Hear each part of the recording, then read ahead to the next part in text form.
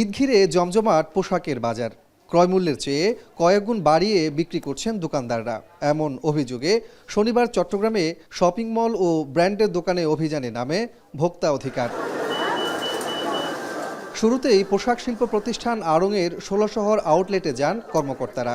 এ সময় শাড়ির গায়ে ৬৫,০০০ টাকার ট্যাগ নজরে আসে তাদের। শাড়ির প্রয়োজনীয় কাগজ দেখতে চাইলে তা দেখাতে ব্যর্থ হন আড়ং কর্তৃপক্ষ। তবে তাৎক্ষণিকভাবে কোনো জরিমানা না করে যৌক্তিক কারণ দেখাতে ২ দিনের সময় বেঁধে দেয় ভোক্তা অধিকার। তৈরি করতে এত সময় লাগছে, এতগুলো মানুষের শ্রম লাগছে, যে এইসব আপনার অ্যাক্সেসরিজ ইউজ করা হয়েছে সেগুলো বসাতে অনেক খরচের ব্যাপার এবং টাইমের ব্যাপার, যার কারণে প্রোডাক্টের ভ্যালুটা আসলে ওভাবে চলে আসে।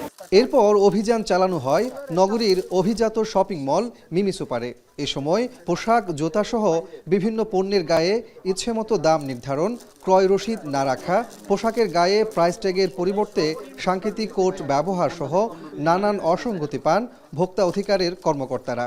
এ সময় 4টি প্রতিষ্ঠানকে জরিমানা করা হয় ৮৮,০০০ টাকা। আমরা ঢাকা থেকে কিনে আনি, বিভিন্ন মানুষ থেকে কিনে আমরা কাগজ করতে দিই।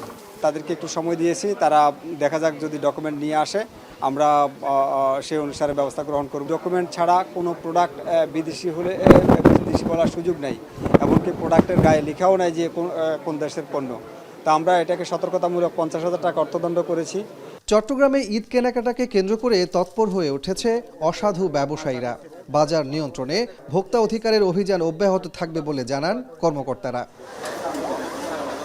কাজী মাহফুজ, এখন চট্টগ্রাম।